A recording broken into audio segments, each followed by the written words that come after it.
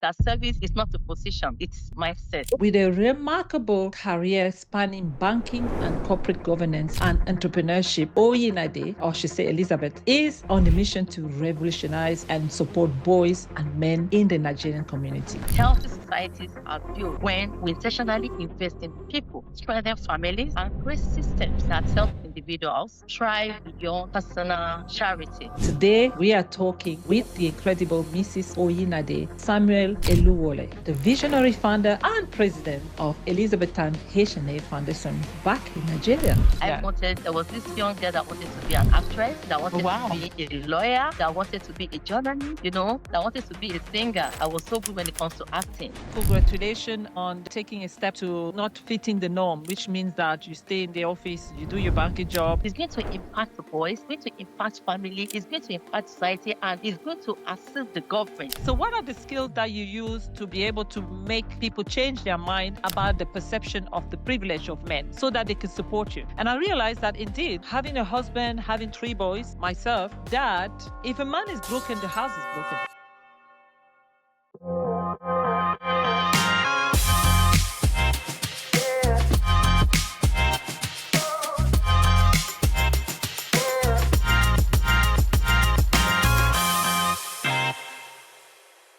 Welcome to the GSTV, the home of community impact stories, where we grow, we inspire, and we make impact one step at a time. Today, we are talking with the incredible Mrs. Oyinade Samuel-Eluwole, the visionary founder and president of Elizabethan H Foundation back in Nigeria.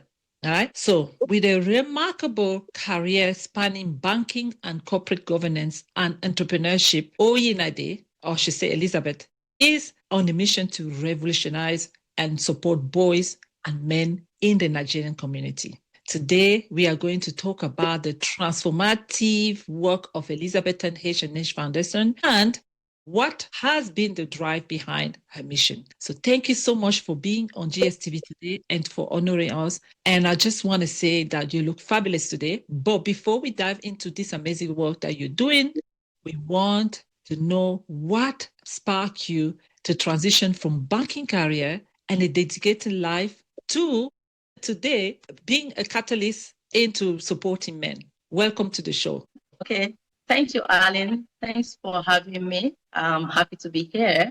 And with that question, I'll start by introducing myself, telling you about a bit about myself, and I guess that will answer the question. My name is Mrs. Oyinade Samuel-Eluwole, and I'm an entrepreneur, a humanitarian, a social and development impact advocate.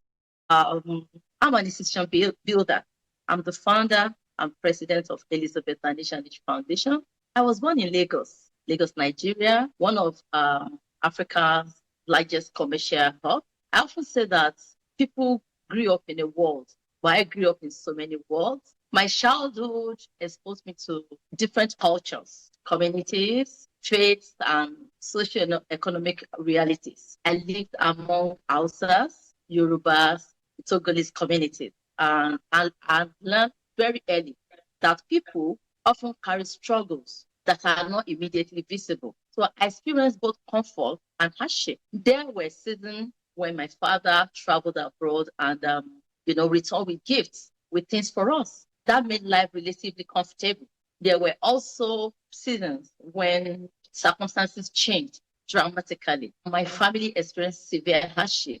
At one point, my mother and our children, I'm saying our children because of the polygamous family, my mother and her children lived temporarily within Sangros markets and so many other odd places. Sangros was a market, so I wouldn't want to dwell much on that. And that was during our childhood.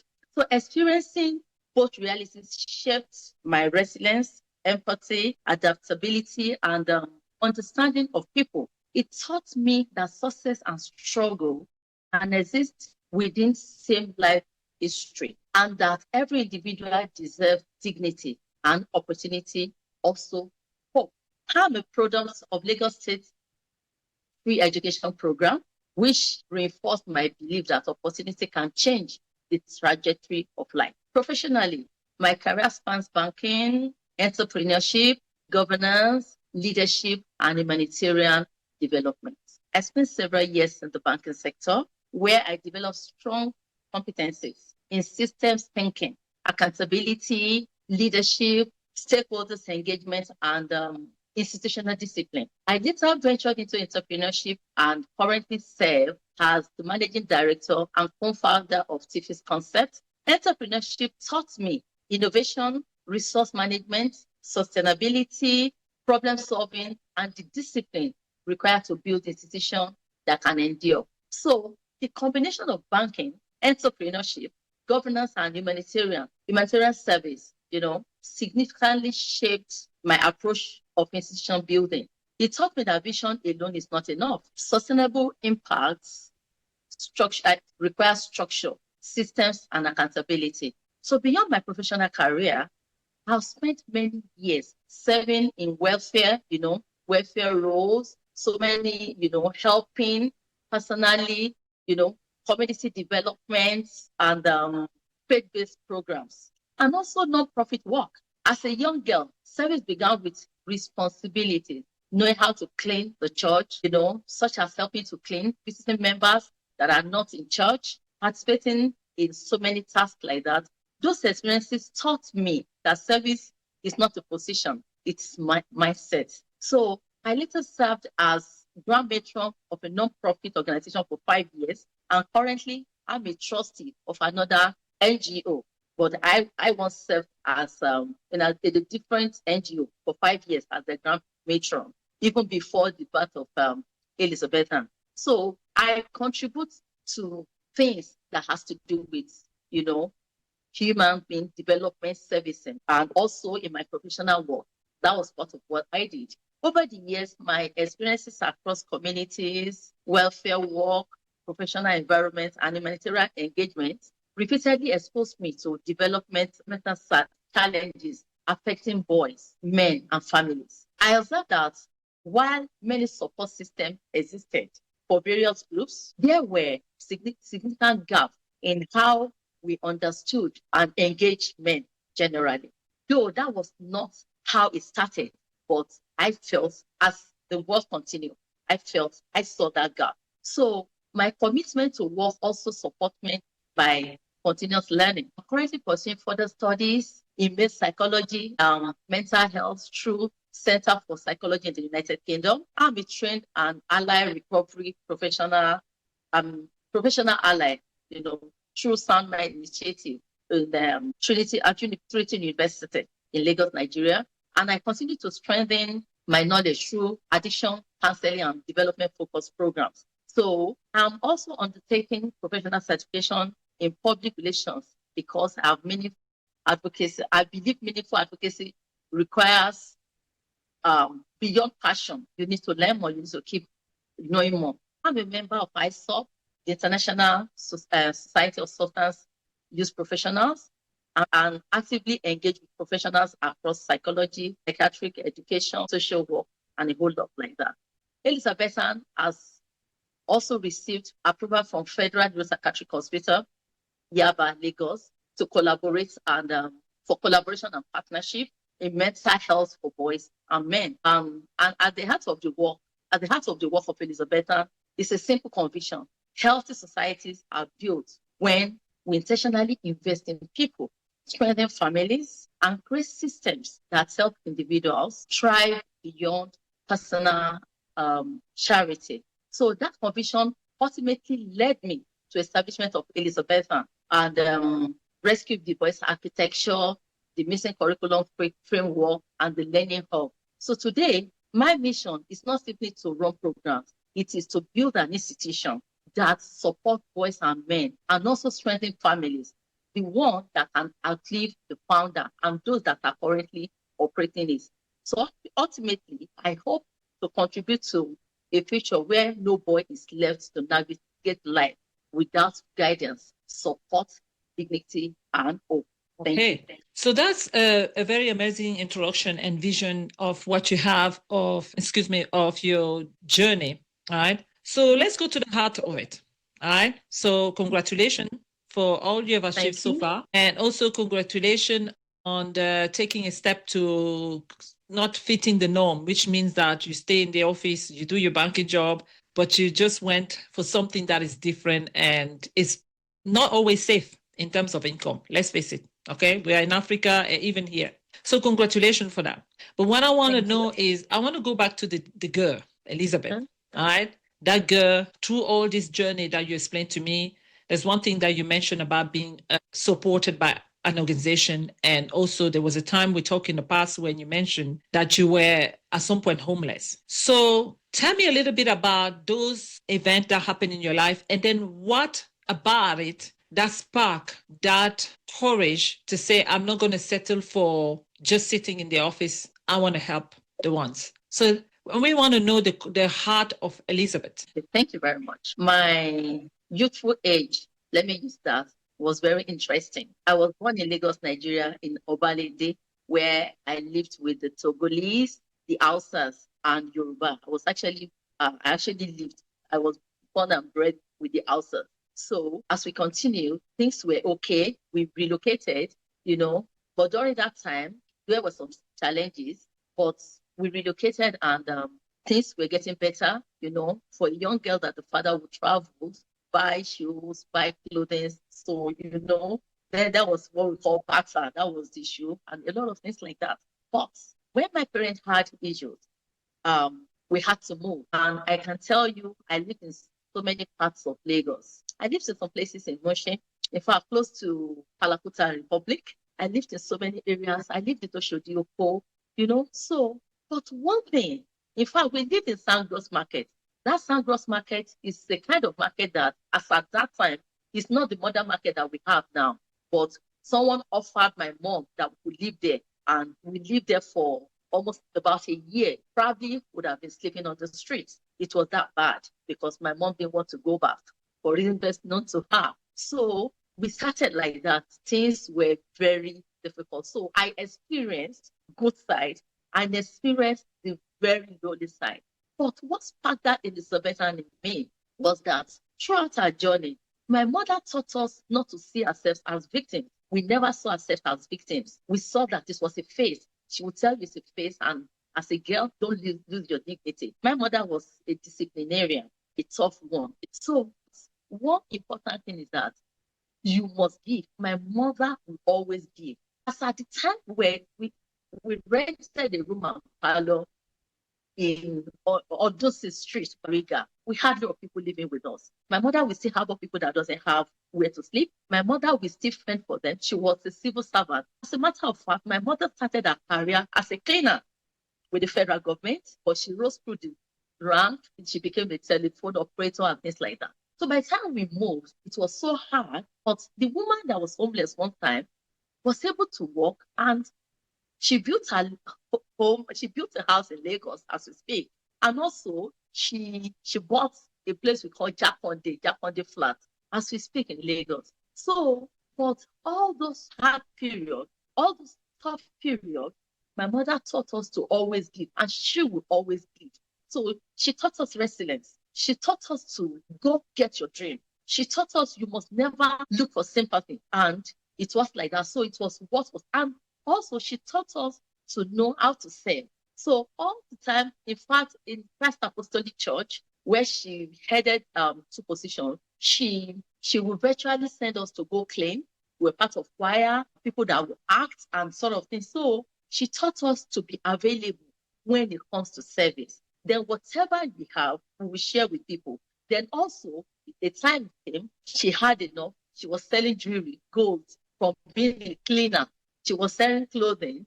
We were selling drinks, not retail, a whole lot. I hawked on the streets of Lagos. I thought with my head, you go to school, you come back, you wash your uniform, you eat, you hawk. When you come back, you do your assignments. So life was like that. So in all this thing I got from my mom, because all through when things were good, when things were better, my mother would always find a way to help, to support the children, to help our siblings. Most of them are abroad now, and they can testify to that. Most of them live in America.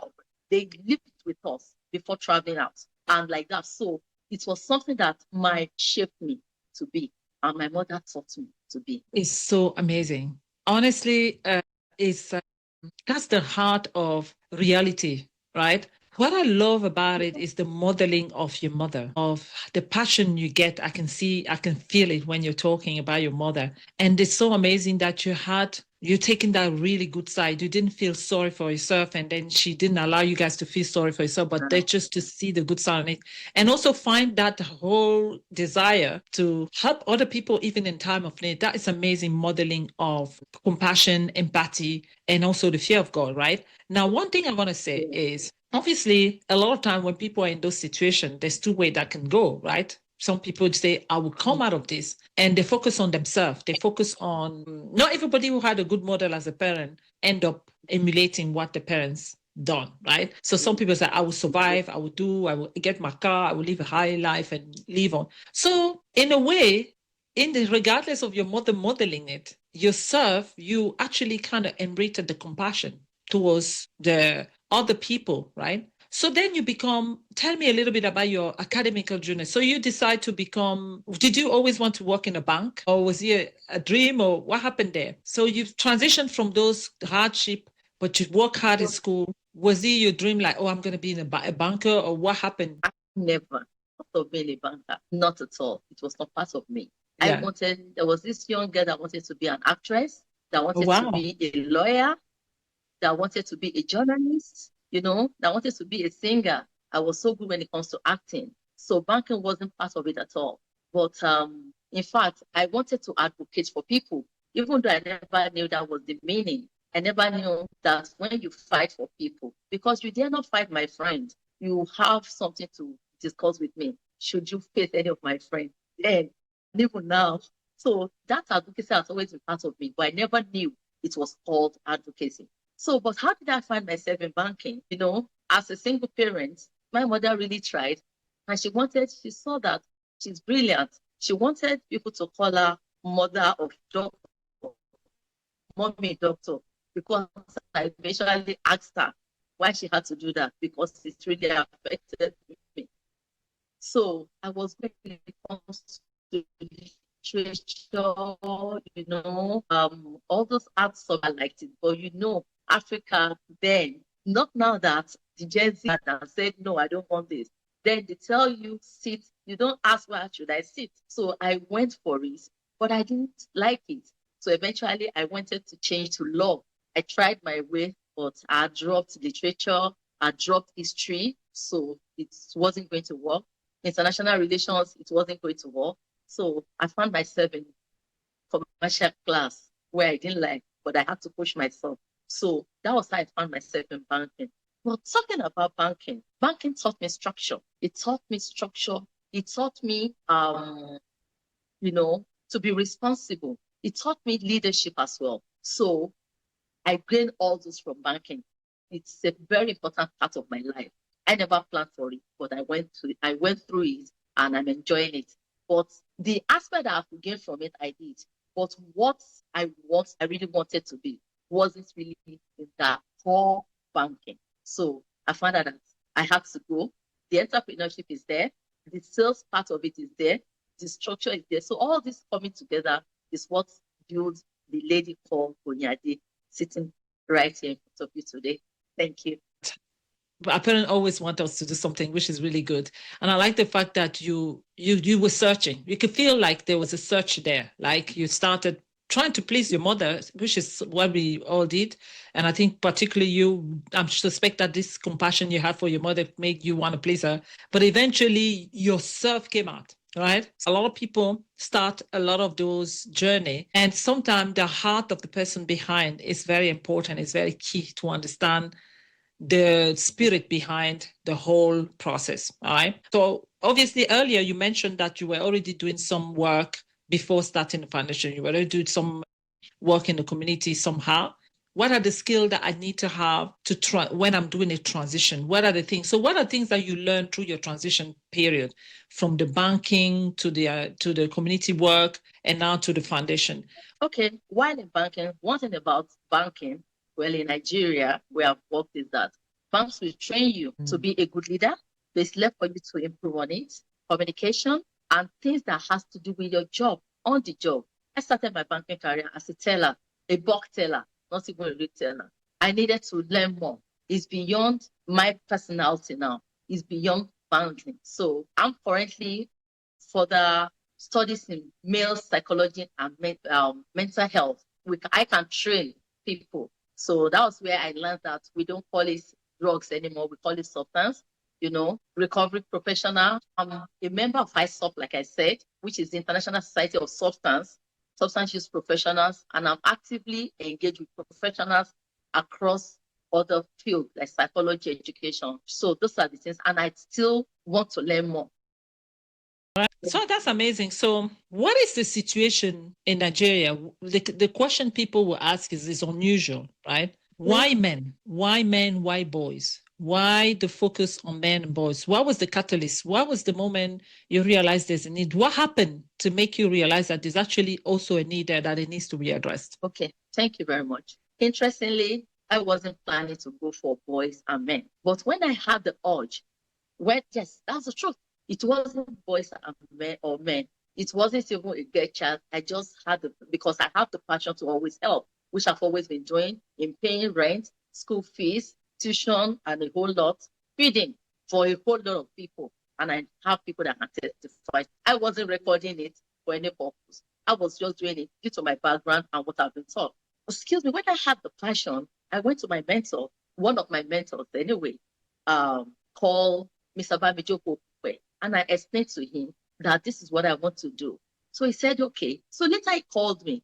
He said, what you're telling me is actually everything is towards boys and men.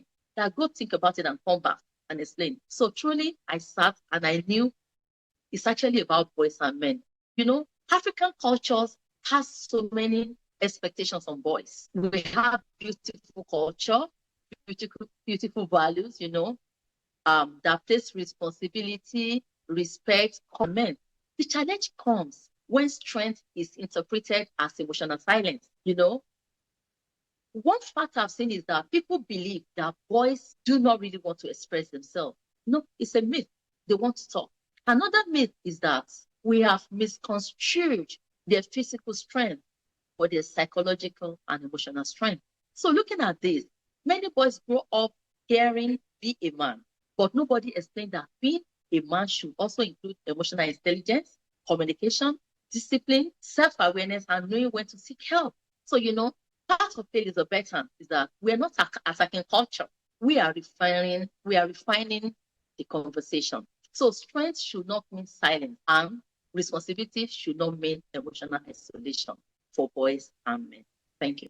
Yeah, so basically you then realized that accidentally that whatever you were doing really were through your mentor, he make you see that actually men seems to be your number one focus, yeah? So let's talk about then, Yes.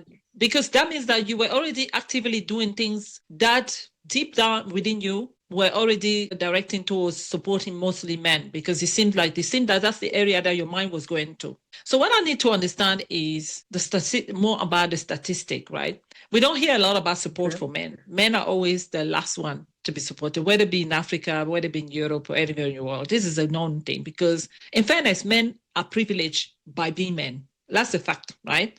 But it seems like over the years, there's been a lot of marginalized issues towards women. There's a lot of issues towards minorities, depending on where you are in the world, that a lot of time men became a lost cause, right? So what is the current status in Nigeria when it comes to men and everything? You mentioned earlier first that the guys there's an expectation on family for boys to be something else. So that means put pressure.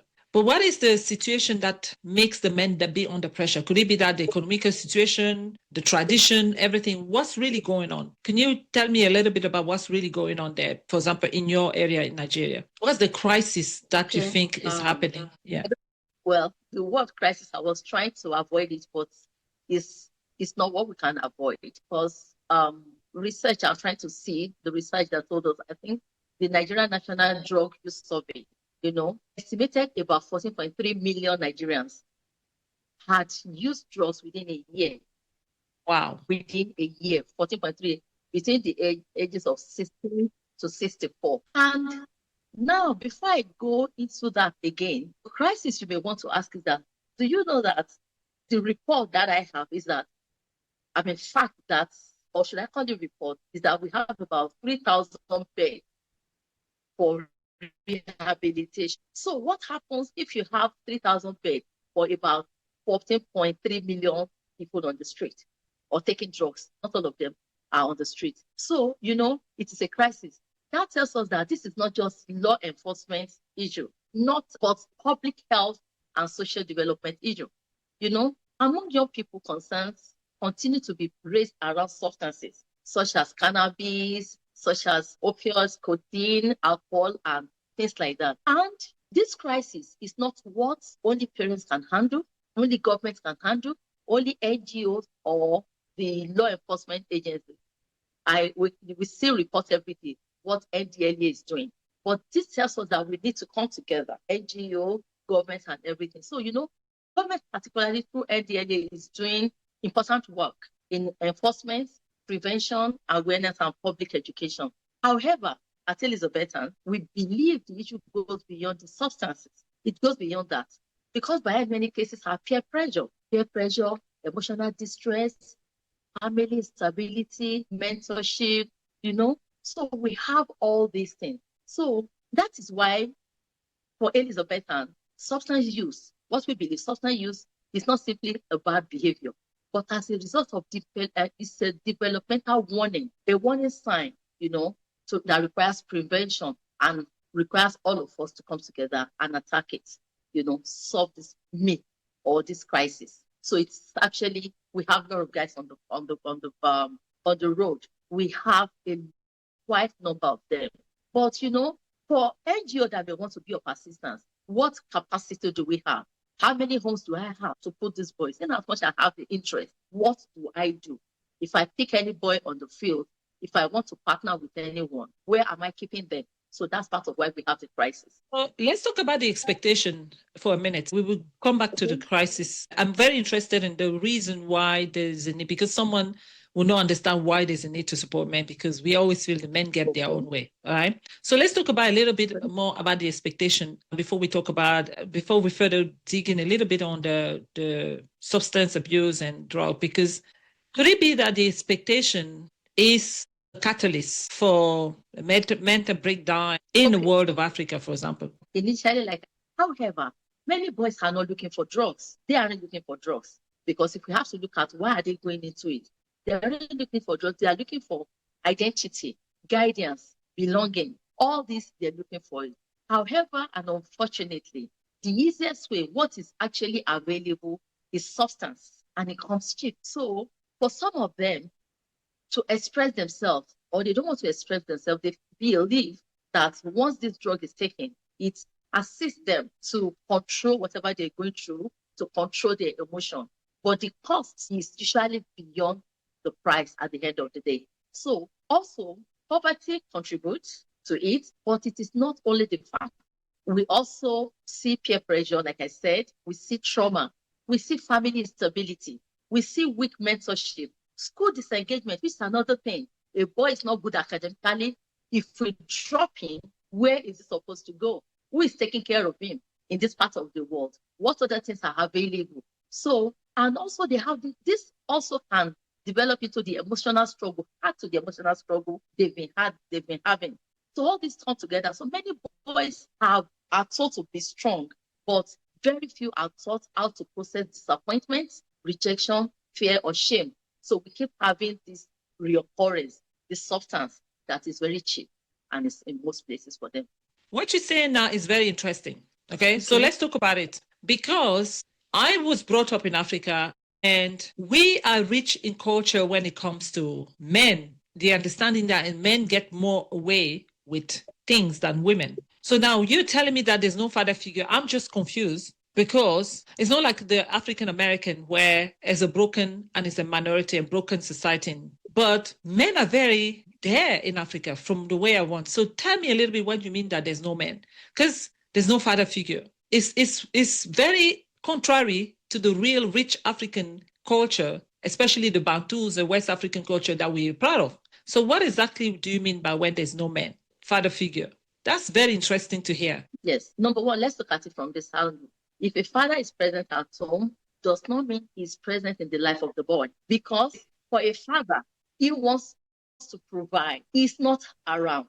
He's on the street.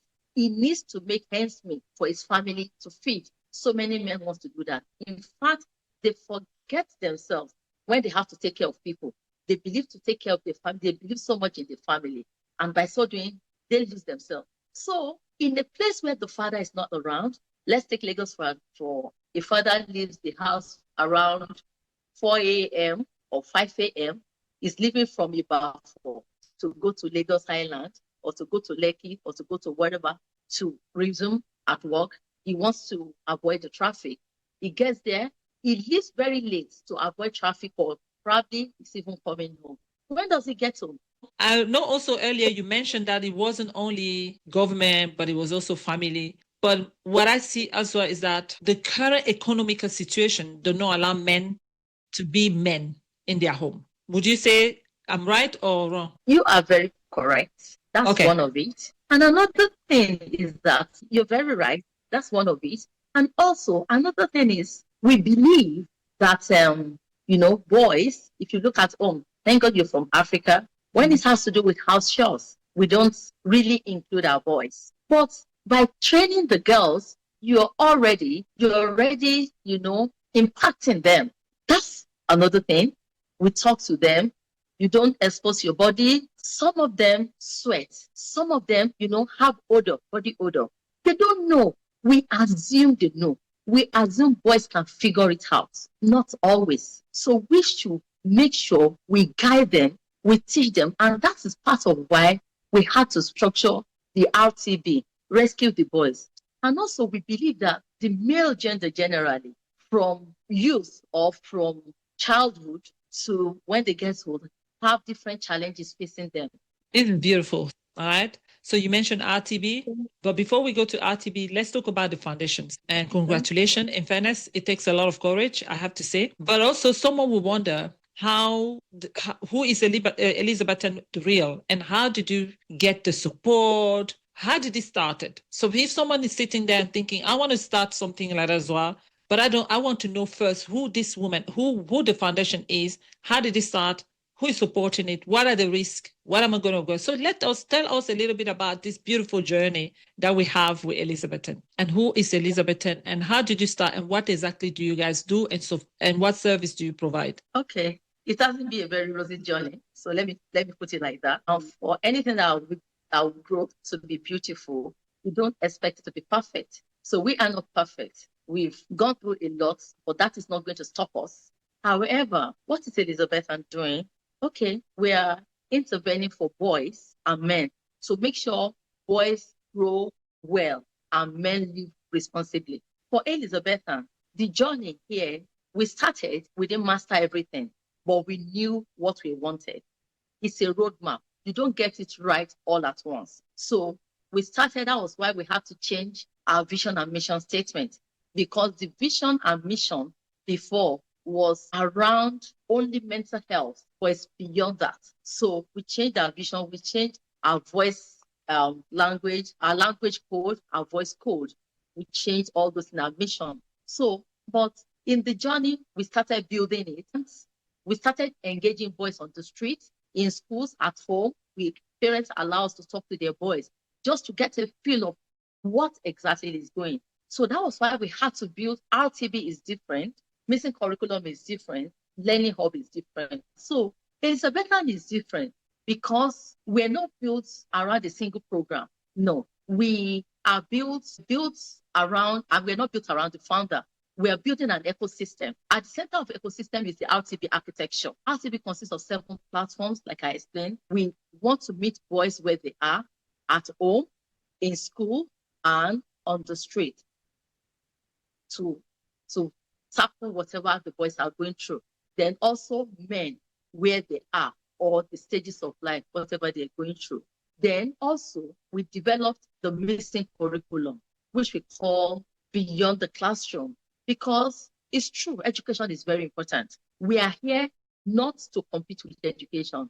As a matter of fact, we are here to complement, because beyond the classroom, what do they really want to become? So Truly, when we went to school, when we got the approval from Lagos State Ministry, Lagos State Education District 1, and when we were able to get across to boys, we found out that what we have noticed is actually the truth. So many questions were being asked, and so many of them that filled our data. What am I going to be after school? How do I escape substance? Is there any other way aside cybercrime to make money? You see all those questions being innocently asked in all the data, a lot of it. How do I, if my friends force me to have sex, I'm talking about boys, how do I say no? So many of them said they don't know how to say no. Some that says they know how to say no. When you find out further, you find out that they don't know how to say no. So that is what medicine curriculum is addressing. RTB for boys, the school is a club activity which deals with them on a weekly basis and is guiding and is noticing the improvement, what they want to do, what they should do. So it's different from medicine curriculum. Also, rethinking boyhood, which is the one for boys at all, is about parents. How will parents handle this? How will they listen? That is what we've not even started that. And also, rescued and rising is about RTB on the street. We find out that we have lots of the boys on the street and they are well talented.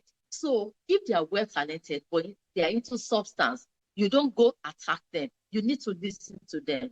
And which we have done a lot of this. We listen to them. We found out what happened. Why are you into this? Some of them explain to you, I don't want to come into it, but it has become something that will make me leave. So that was why we had to build that. So for Elizabethan, what we did was that we studied our environment. We asked questions. We engaged, and we used that to build. We didn't just build to fit. We find out, we engaged to build so that it will actually solve a lot of the challenges we're facing as a family, as a society, as a community. So wow, that is amazing. So you have 3 different areas of support, which is brilliant. Now tell me a little bit more about being a foundation and obviously a non-profit organization, I suspect, right? okay. Yeah. So I want to know, in the African setting, as in Nigeria, does the government give enough support to organizations like yours? Because this is really amazing work you're doing. We need to know how you sustain yourself. How do you get the support? Because I suspect that it's not just about talking to board. You have to have volunteers who are trained psychologists, and you have to have the resources. You can't do it on your own. So tell us a little bit about how does Elizabeth manage all those areas? Okay. Thank you very much. It's been very challenging. I must say that. In the area of listening, I would say I believe the government is beginning to listen. We must acknowledge progress where there is one. They're listening. Like, for example, we got an approval from Lagos State Ministry of Basic and Secondary Education for the Trailblazers Club in school. We got approval from the Lagos State Education District 1 for the missing curriculum. But funding, we don't have yet. What have been able to sustain us is from some individuals, from some of the governing council members, and also, as a visionary, what I've been able to sink in. But this is affecting our expansion. This is affecting us from deploring what we have built. So we don't have the funding. We don't have the support yet. So that we have challenges on that area. So we require, government we know government cannot do it alone, that we have said. Schools cannot do it alone, that we have said. Families cannot do it alone. We all need to. It requires partnership. The various areas of support that you're getting, either from the government, either from, how do you sustain a foundation like yours in an environment like Africa, West Africa, where we believe that we're not really third world, but we're trying, especially Nigeria, trying to be developed. How does that work out for you? But my real question is, how does this kind of idea is accepted? Do they even acknowledge that there is an issue that they can actually support? So that, because you mentioned you only get funding from some individual, but yet you get some acknowledgement from the government, right? But how do you push a foundation like Elizabethan to become much more serious for the issues that you're addressing, to become much more understood by the government and to make it a priority? How do you work it out? And is it even possible? Okay, thank you. It is possible. It is possible. Yes, it is possible. It is that we have to know what we're doing, to push it that this is what we're doing. Like, I'll give an example. Some of our outreaches that we went for, during International Day of the Boy Child, we wrote some articles through Guardian and to Punch newspapers. So, because our plan is to be writing position papers with facts. So, for government, like I said, they gave an idea. I mean, they gave an approval. That is, if we present and they approve, that means they agree that this is needed. That is one. So in the area of giving approval, that is one. But in the area of funding, that is another one. So in giving approval from state government, they've acknowledged that that is needed. If they have given approval, they've acknowledged, but must go beyond that. So now, some of the things that we need to do and we need from government is partnership. And partnership not only from government, from families, from societies, from other NGOs. So when that is done, then we now come to what are the challenges, because we said, how are we going to push Elizabethan? How are we going to push Elizabethan to the next stage? Then we should be looking at funding, because for us to push what we're doing, we need funding. So the first challenge is funding. It affects staffing, mobility, technology, program delivery, documentation, research, and long-term sustainability. That is that. Then also, the second challenge is awareness. Many people readily recognize the developmental needs of children, women, and other vulnerable groups. But conversation about boys and men are often misunderstood. So we need people to understand us. We are not competing. We are complementing. For us to have a good, better society, we need both our boys and we need our girls. So that's part of it. Awareness, and for people to know, because some people will ask, I don't want to train my boy like a girl. What do you mean? We're not talking about a boy or a girl. We're talking about a child. What we need to give each of them. Whatever we need to give to a girl child, let's give. Whatever we need to give to a boy child, let's give. And we found that so many NGOs are for girl child. Oh, I'm a girl child. That's beautiful. But now we don't have to forget one arm for the other one. We need to take all together. So for sustainability, funding is part of it. Awareness is part of it. Visibility is part of it. Those are part of the things that. And I think right now you nailed what I was trying to get at, right? Is that the culture in Africa is already against men, in the sense that we feel men in Africa are privileged, right? Even in the home, right? So I think in a way, when you come in there and you tell people that boys need help, they're like, we have enough on our plate. What are you talking about, right? So, and it's very good that you say that there's a push for that. So what are the skills that you use to be able to make people change their mind about the perception of the privilege of men so that they can support you? So what kind of skill are you bringing into the forefront to do that? Okay, the skill is not only about men. We've involved people that we need to talk to. We've written to some organizations right here in Nigeria. We've written to NDLEA. They've come to visit us. They listen to us. We've been to Federal Neuropsychiatric Hospital Yaba. We have a letter for approval and collaboration on that. We're also talking to some other ones like that. So the skills, I'm not going to be a doctor today. I'm not going to be a psychiatrist today, but I'm equally working with them. Elizabethan is equally working with them to make sure we have all of them. So in some of the symposium that we have had in this office, we invited from different areas of walks of life that has to do with it to speak on that, be it social worker, be it medical doctor. So the awareness, and when they start talking, you find out that, oh, they are aware themselves now, and they are actually even pushing for it. So we just need to work together to push it more, so that when you're talking, a parent know that. And another thing I'm going to tell you is that currently Elizabethan is running a program, and it's called the Missing Curriculum. And before 24 hours, we have what we call the school pathway. We have what we call the young adult pathway and parent pathway. Before 24 hours, we've had about 50 forms submitted. 4 schools submitted for their students. Some parents submitted, and you need to see what parents are writing that they are actually expecting from their boys. So, which means the awareness is going, and every day we keep pushing. But we can actually do more than this if we have the necessary support in funding, in collaboration. Thank you. I like the idea of collaboration because that was the questions I was going to ask you, that what are the things that you're doing to get other people to collaborate? Now, Lo, let me tell you the truth. I was brought up in Africa, and the little that I have Nigerians, Cameroonian, Black African friends, right? Although I left the country when I was young, I can tell you that you have a battle at hand. Because for me, I'm kind of like, why men? And I'm sure a lot of other organizations like, these men are having their cake and eat it. So why should we support them? All right.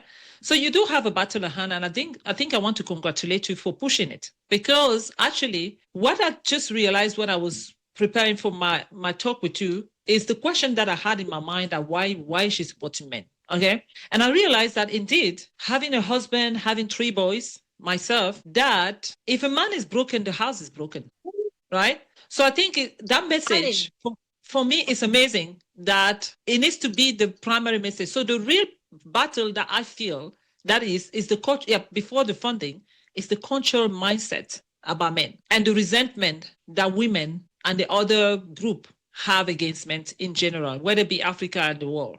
Right? So it is a battle. But I also feel like men did not help the situation. What is?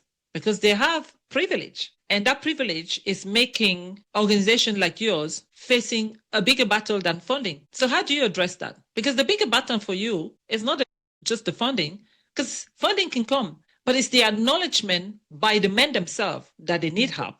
And also the acknowledgement that broken men create broken society. So how do you feel about what I said? Let's say I'm coming to you and I want to fight you and say, no, I don't want to give money. Why men? So what do you say to me based on what I said? Why do you say they are privileged? So let me tell you sincerely, men get away with a lot, right? For example, let's say, for example, the adultery. Societal encourage men to be promiscuous, and it's more accepted if a woman is promiscuous, it's not accepted. Like you explained yourself earlier, that at home, we're training women to be more looking after the home and domesticated, where the men can get away with things, right? But what is not going on anymore is encouraging men to be the main provider. So you see that women are now becoming provider as well, but they're expected to also have the submissiveness of, I don't have to be submitted, but I also have to support my husband financially, but yet he doesn't help around the house. I mean, I'm not talking about myself, but I'm thinking in general. Most of women will say he doesn't help around the house, or even you don't expect him to help around the house. It's a privilege if he helps around the house. Like sometimes some men will be like, if he helped you clean the house today, it's like, oh, I did something special, right? But yet you're working. Both of you are working. He expects you to bring money as well. If you don't bring money nowadays, there's a big rise of women have to work because men are not the main provider. So in a way that also, when it comes to job, especially Africa, men get the work faster than the women. Let's face it. Because men are seen as a provider, right? And even here in Ireland, and even across Europe, there's a battle about pay equality for women and men. Now, I'm not talking just about a broken society or broken developed or underdeveloped countries. I'm talking about even in general, there is gender equality in terms of payment. Men get more pay than women. That's a fact. I worked for a company for 20 years and it was a talk of that. Why would the men get more pay than the women, right? So men are privileged. There's nothing you can say to me that will say men are not privileged. But I also understand that because of their privilege, there's been a gap now because society has evolved, there's been a gap. So I want you to challenge me with what I say. Because the reason one is that you challenging me makes anybody understand. You. Yeah, you challenging me is going to make the listener understand the need to support, for example, a foundation like Elizabethan H or RTB. Do you get where I'm coming from? Yeah? Yeah. Okay, thank you, Alan. I'm going to tell you something. In African culture, if you look at fathers, grandfathers, they used to marry like 6, 7 wives, take them to the farm, marry them just for the wives to go to farm and work like laborers for them. They were, at maybe a greater advantage. But I want you to look down from the era of one man, one wife, and things like that. Let's look at that. I'll come back and explain that. But you see, when you said men are at advantage when we train our girls and we allow them to go, to do things It is not an advantage. It's a disadvantage for them. It is a disadvantage because we are not training them to know and to do the right thing. See, we have accepted as a mother or as mothers, as families, that he is a boy. He just needs to go and play football. He needs to go and support his team. He just needs to go and read. This is the head of the family. It's not at an advantage. The girls cry and we listen, and you tell the boy, come on, don't cry. You are the head of the family. Immediately we see the genitals, you have seen the doctor. Immediately you see the genitals, you have seen the head of the family. The girl is not, it's not an advantage for him. It's at a disadvantage. And you are not looking at it from the area of their mental health. They want to talk, but we have so much, developed and managed them that you cannot. There's a certain way you must talk because you are a man. I can express emotion as I like. If not for education, I can express myself anyhow, but I have to make it structured. Being educated or not, a man is not allowed to express emotion, and that is where we're getting it wrong. And that is what is really affecting the society. So don't look at it as an advantage. And I must ask you, if you have a girl and a boy, or a male and a female to be the head, the manager, most times girls perform better. All the opportunities that has been given to the men, because they are not allowed to be who they want to be. It is not useful for them. It is not useful to them, to their family, and to the society. And that is why we're having this crisis. That is why we're having the crisis. If a man is able to communicate the way he should, if a man is being taught the way he should be from cradle as he grows, and we can listen to him the way we listen to the girl, we are going to be getting better from them. And at the end of the day, who is paying for it? We are paying for it. We females are paying for it. Because when you train, when you think he is a man that should lead, but does not have what it takes to lead, the girl will pay for it. Alan, I must tell you the truth. Why are we having challenges in our homes and marriages? Let's look at divorce rates everywhere in the world. Because the girl, she has to be the mother. She's been taught a lot how to be a good wife, a good friend, how to communicate, how to manage the home. Boy is not being trained how to manage the home, how to manage his wife, because he himself doesn't even know how to manage his emotions. So you dare not bring your emotion. He's seeing you from the other side, and the next thing, you start having problems in those homes. So how do you expect you, Alan, that has been taught everything, that has been molded to be a good person, to have what it takes to handle so many things, to be submissive in this part of the world, in quote, to a man that wants to be the head, but that does not want to be the head, that does not have what it takes to be the head. And another thing you are not taking into consideration is that men have ego naturally. It's only maybe 2% of a man that wants the girl to lead. Am I lying? Very few of them. How many countries in the world do you have a woman to be the president? It is still the same issue. They are the president. I'm not saying they are not doing well, but look at it. But let's look at the few places, some good places that we have female. So they want to lead. They want to be the head. Well, but where are we? So the more we listen to them, the more we train them, the more we make them cultured. Sorry to use that word. The more we have peace. So we need to start looking into that. If we're looking at it that they are an advantage, what is the benefit of the advantage to us? What is it to a woman that has been left to train all the children? What is the advantage? What is the advantage of a man that is still at home but is not present? Look at it from that angle. Maybe you understand what we're trying to say. I know we have a lot in our heart to battle with, but we are ready for it. So you have convinced me and the listener the need for men, and that's what I was trying to get at, because I'm very impressed and I'm very excited about this, because even not until I got the idea to talk to you, I did not know that they even need to get supported. Even though I knew, but I didn't know. Do you know what I mean? Like, it was like, okay, yeah, these are men, right? And I think what you're bringing out is something that people don't think about, like seeing it as a side of, it's a disadvantage for him not to be trained to handle his emotion. And that is so true. Now, We've talked about Elizabethan and RTB and the journey that you have and what you guys are doing as well. We talked about it. We talked about the key little challenges. But tell me about the milestone that you have. I'm sure there must be some amazing milestone that you've been able to achieve so far since you start, because you're quite young, yeah, into the process. So what's the milestone? Because the milestone is really good to hear as well. Is there hope? Okay, there is hope. And we're not stopping. We're still pretty young.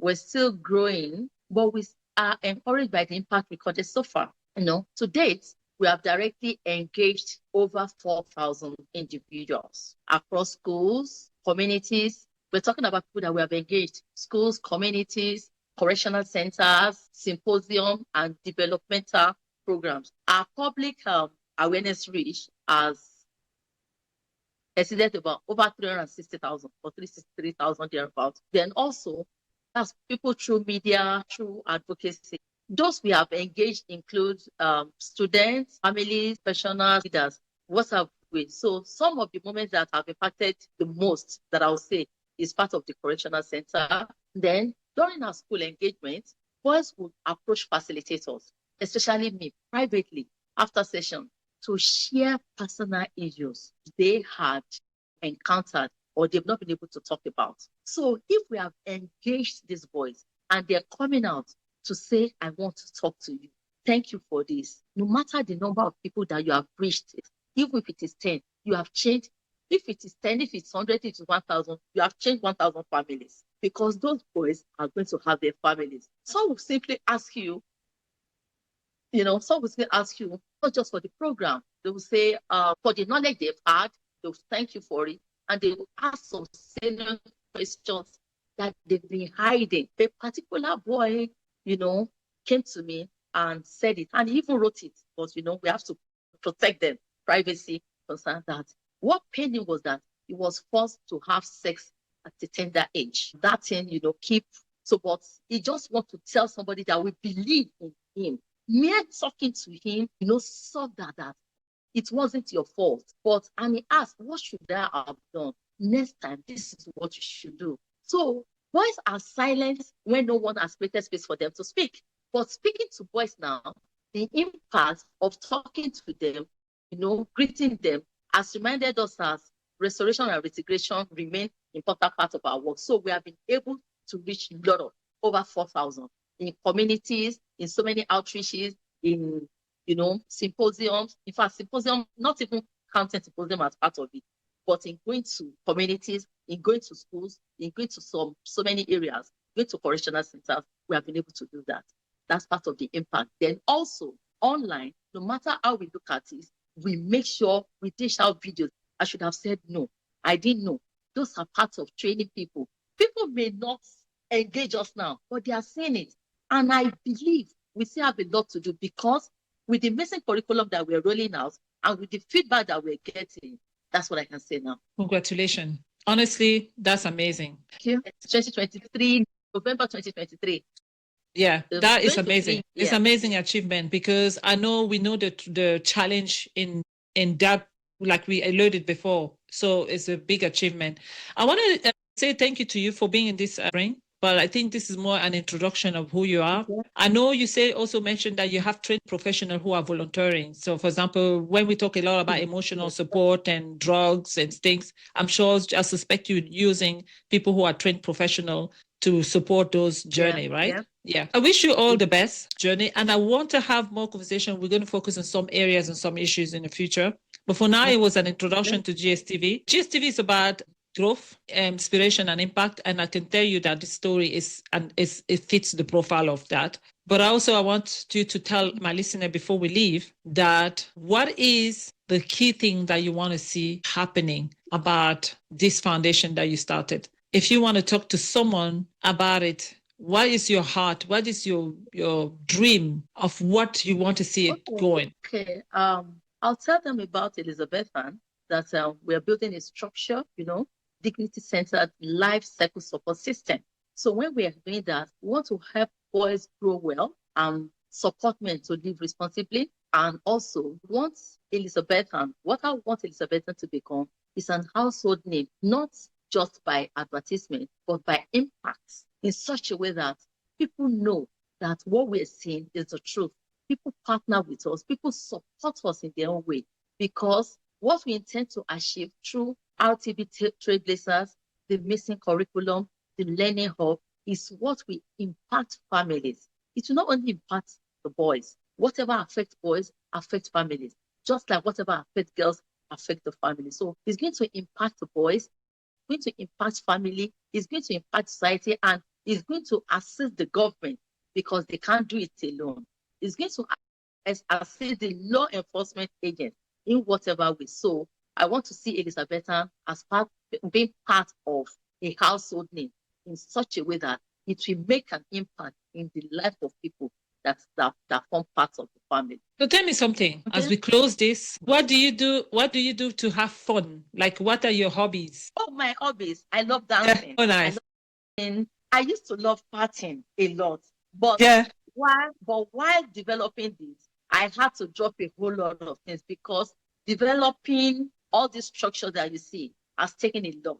In fact, I must give kudos to my family because it's not been funny, but I go to church. That's my fun part now. Then I watch movie. Good. And I dance when I play music and dance. No, I watch movie. I love watching movies.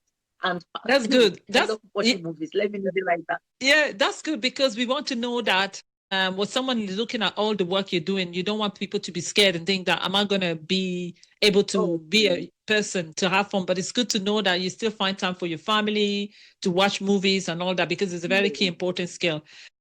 For someone who wants to transition like you did, what advice would you give that young girl who feel like they want to do something similar to what you're doing, but they're in a different place, but they want to transition? What are things that you want to encourage a young girl, or even a boy, who wants to transition from a journey to another one? Yeah. What advice would you give? Number one is that you have to believe in yourself. Number one, you believe in yourself. Number two, know that there will be roadblock, but don't see it as a roadblock. See it as a challenge, something that will elevate you to the next step. Identify your vision. You must identify it. Understand it. Be passionate about it.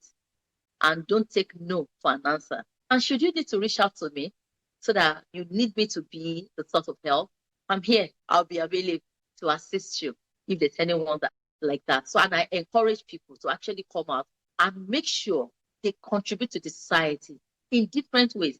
If you're a teacher, you are contributing to the society. A counselor, a doctor, you are contributing. But contribute and make sure it is positive and you give your best. So for anybody that wants to try, move from the other side to this side, or identify yourself, know your vision, be passionate about it, and follow it. Never take no for an answer. That's what I have to say. Thank you. Wow, you heard that. Thank you so much, guys, for being here with us today. This is Samuel from a CEO and founder of Elizabethan H Foundation. She was here talking to us about her journey, her transition, and she was also here talking to us about the foundation. If you want to know a little bit more about the foundation, I will put the link onto our website for you to reach out to them. If you want to support them, it would be very good to support them as well. And if you want to understand a little bit more about what it is, contact her directly on her website. I'll put the link into our bio. And also, I want to thank you today for taking this amazing time to tell us about who you are, to talk about your foundation, and also congratulating you for what you've done so far. As for me, I'm Aline Virginie from the GSTV, and thank you so much for being with us today. Thank you, everyone. Goodbye. Bye-bye. Thank you very much. Thanks for having me, Aline. Bye.